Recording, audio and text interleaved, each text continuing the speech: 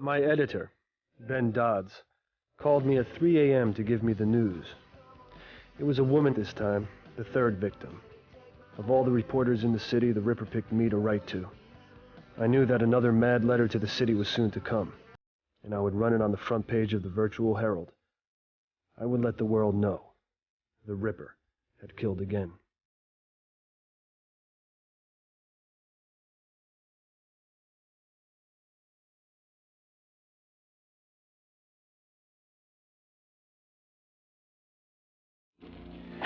Hey, how you doing? I hope you haven't eaten yet, Quinlan.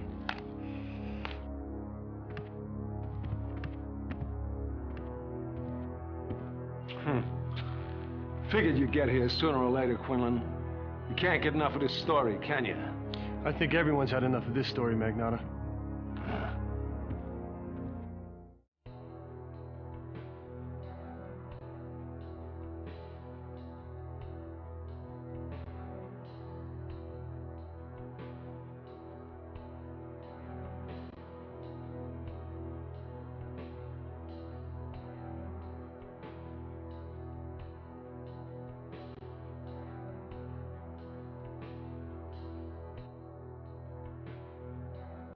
Don't go taking any souvenirs, Quinlan.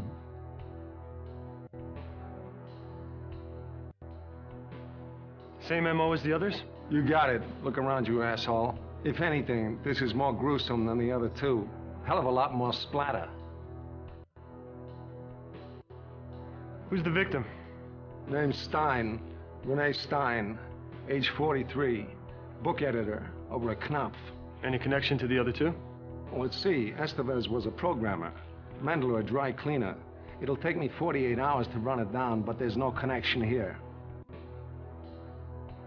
You have any clues? No sign of forced entry, nothing's disturbed. 2 sets of prints. Hers and her mother's. The only thing not where it should be is this woman's insides. Well, what about witnesses? I mean, this guy must have been a bloody mess, even if it's 3 o'clock in the morning. It's Greenwich Village. Somebody must have seen him. As far as I know, he left us with 1 witness, and she's feeling a little fragmented at the moment. This guy is un-fucking-believable. Why is her computer on, Magnata? Well, it looks like she was in a public library node. Well, let me ask you a question. You got any mail lately? Maybe a little something from your pen pal? He writes after the fact, not before. You should know that, Magnata. I wouldn't hold out on you. Of course not. You've been very good about sharing what you know with me and several million other people. I should have busted you when you ran that first letter without letting us know about it. All right, visiting hour's over. There's nothing here you haven't seen at the other murder sites except a few extra gallons of body fluids. Well, you shouldn't be touching anything, should you, Magnata? I guess this case has me rattled.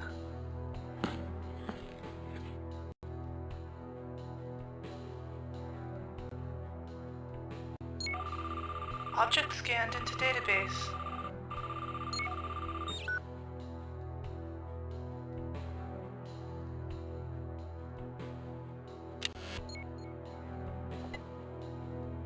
This shattered mug had something written on it.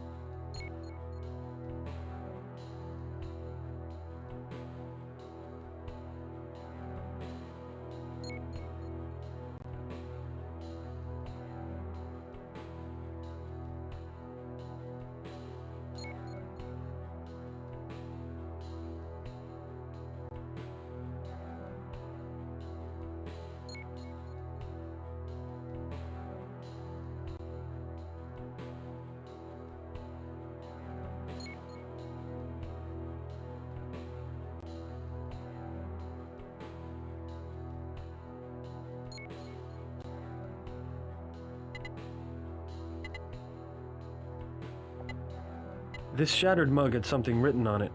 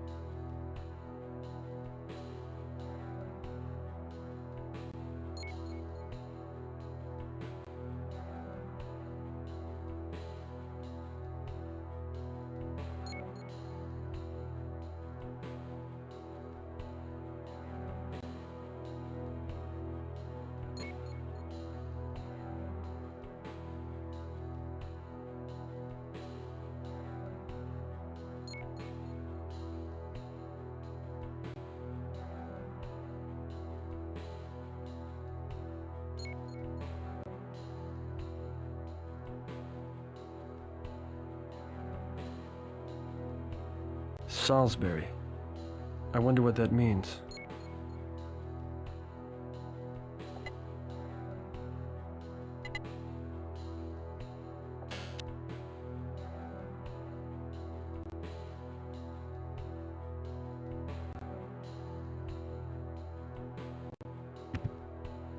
Cold Carl Stasiak. We gotta stop meeting like this. Carl! Sorry, Quinlan. What'd you say? Is there any difference between this murder and the previous ones? It was identical. Absolutely identical. It was a precision cut. A perfect line. And the way he empties out the body cavity. The way the organs are blown all around the room. So it's the same killer? Oh, for sure. I mean, the organs, they're completely cut to pieces. I've never seen anything like this in my life. It's amazing. Any clues to how it's done? Don't ask me. You'd think I'd be used to seeing things like this by now. But I'm not. Whoever did this is beyond madness.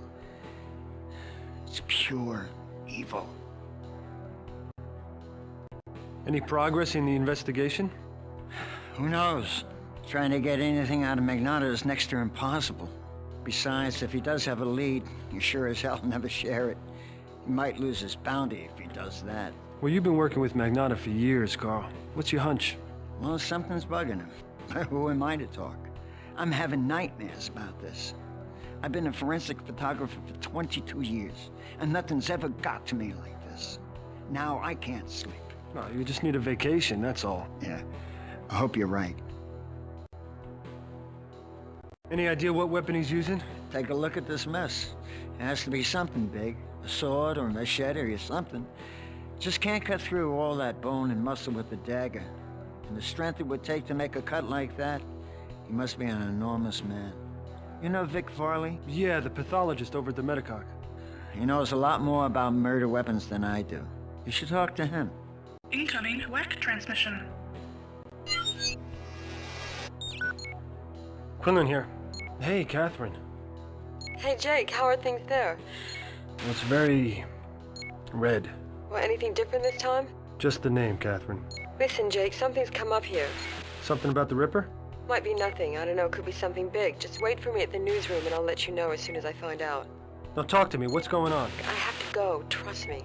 Who's in charge here? Well, after last night, I'd say that I am. So all of a sudden you don't have to explain yourself to me? Look, if you don't hear from me in an hour, just go to my apartment and wait for me there. You can hang out with my crystals. Catherine! Shit.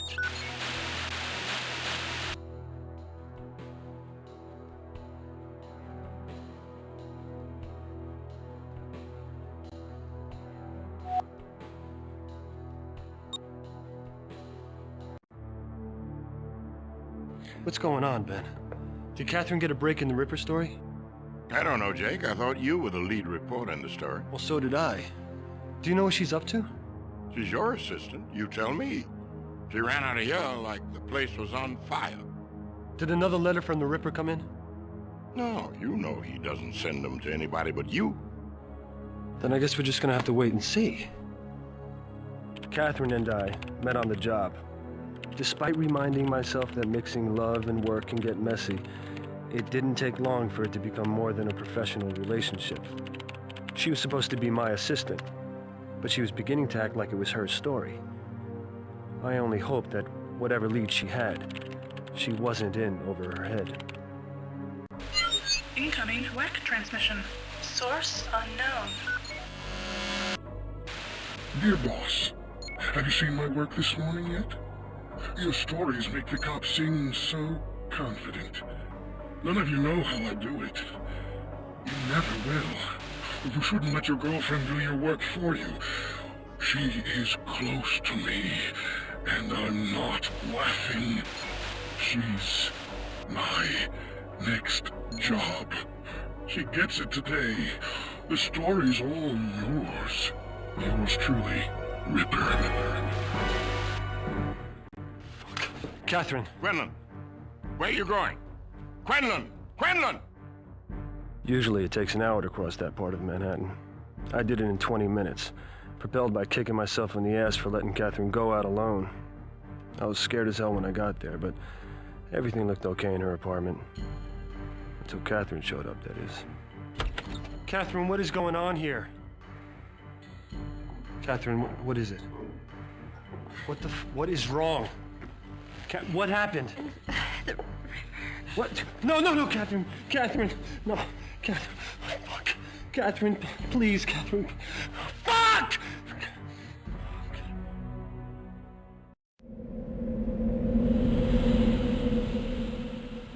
The good news was Catherine wasn't dead. The bad news was that she was in a coma deeper than anyone thought possible. The ever-helpful Detective Magnata had her brought to the Tribeca Center for Cyber Studies, also known as the Medicock. Meanwhile, I stopped off at the police station to see a few sources and try to retrieve Catherine's portable whack. Hopefully, she'll have left me a message.